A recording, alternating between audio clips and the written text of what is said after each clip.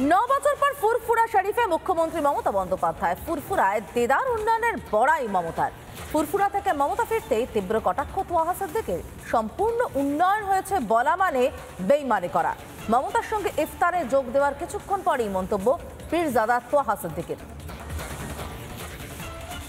মমতা ব্যানার্জি যদি বলে 100% হয়ে গেছে, এর চেয়ে বড় বেইমানি আর কিচ্ছু নেই। মমতা বন্দ্যোপাধ্যায় বেইমানি করেছেন। আমি কি বললাম ভালো শোনেন, উনি যদি বলেন 100% কাজ ফুরফুরা উন্নয়ন করে দিয়েছি, এর চেয়ে বড় বেইমানি আর কিচ্ছু নেই। হ্যাঁ, একেবারে ঠিকই শুনেছেন। মুখ্যমন্ত্রী উন্নয়নের ফানুসে চুপসে গিয়েছে। সংখ্যালঘু উন্নয়নের বড়াইও যে শুধু তোষণ আর ভোট ব্যাংকের জন্য তা বিলক্ষণ বুঝতে শুরু করেছেন ফুরফুরা শরীফের পীরজাদারা। তাই মমতাকে বেইমান বলে দেখে দিতেও পিছু হচ্ছেন না তারা। মমতা ব্যানার্জি যদি বলে 100% হয়ে গেছে, এর চেয়ে বড় বেইমানি আর কিচ্ছু নেই। মমতা বন্দ্যোপাধ্যায় বেইমানি করেছেন। আমি কি বললাম ভালো শোনেন, উনি যদি বলেন 100% কাজ ফুরফুরা উন্নয়ন করে দিয়েছি, এর চেয়ে বড় বেইমানি আর কিচ্ছু নেই।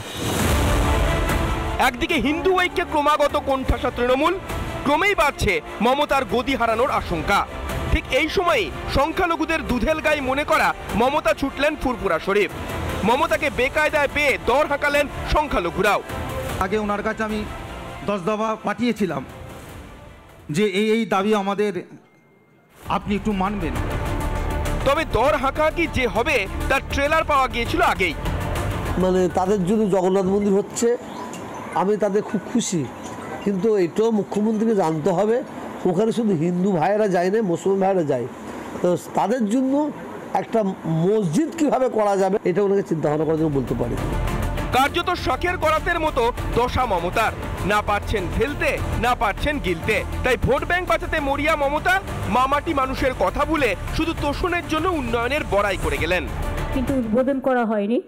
আমি ডিএম সাহেবকে বলবো যে প্রত্যেকটা উদ্বোধন আমি আজকের দিনে, আজকে আবু বকর সাহেবের মৃত্যু দিবস এবং ফুরফুরা শরীফের আজকে একটা স্মরণীয় দিন, আমি আজকের দিনে সাক্ষী রেখে এই সবগুলোকে আজকে উদ্বোধন করে দিলাম। ভোট বাক্সের রাজনীতিতে তোষণের দরাদরির মধ্যেই আটকে রইল উন্নয়ন। হিন্দু ঐক্য তো ছিলই, গোদের উপর বিস্ফোরা, এবার তোহা সিদ্দিকীদের মুখ ফেরানো। তোষণের রাজনীতি এবার বুমেরাং হয়ে ফিরছে মমতার কাছে। 26-এ গদি টিকিয়ে রাখতে পারবেন তো তৃণমূল সুপ্রিমো? রিপাবলিক বাংলা। গতকাল ফুরফুরা শরীফে ছিলেনই না পীরজাদা ইব্রাহিম সিদ্দিকী। ইব্রাহিম সিদ্দিকী মমতা বন্দ্যোপাধ্যায় আসার আগেও কিন্তু বলেছিলেন উন্নয়ন কোথায় হয়েছে, স্কুল কলেজ সব কোথায় হয়েছে, প্রশ্ন তুলেছিলেন। এবং মমতা বন্দ্যোপাধ্যায় ঘুরে যাওয়ার পরও তীব্র কটাক্ষ ইব্রাহিম সিদ্দিকের। তিনি বলেন কোনো কারণ আছে বলেই 10 বছর পর ফুরফুরায় মুখ্যমন্ত্রী।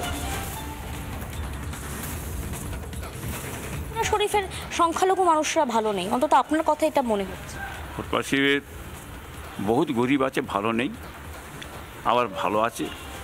কিছু লোক পাচ্ছি, কিছু লোক পাই না। দেখুন, বাংলায় বঞ্চিত হচ্ছি তো বটেই, কি বুঝলেন? সংখ্যালঘু মানুষটা তারা পেচ্ছে না, কি বুঝলেন?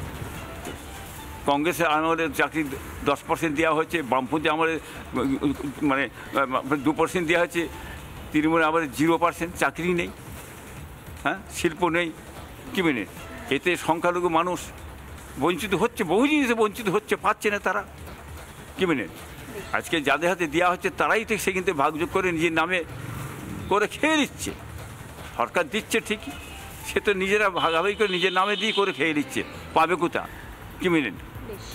একটা ঘর করতে গেলে তাতে 10,000 টাকা তাদের ঘরে যারা দিতে হবে, মানে ফাইন দিতে হবে, তারপরে আপনি টাকা পাবেন। এটা কি এখানেও চলে? এই নিয়ম এখানেও চলে যে আবাসের টাকা আসলে ঘরের টাকা অন্যজনকে দিতে হবে বা কাটমানি দিতে হবে, না হলে টাকা পাবে না, হলে ঘর পাবে। কাটমানি না দিলে কোনো কাজই হবে না, তো এইটাই তো আফসোস আমাদের।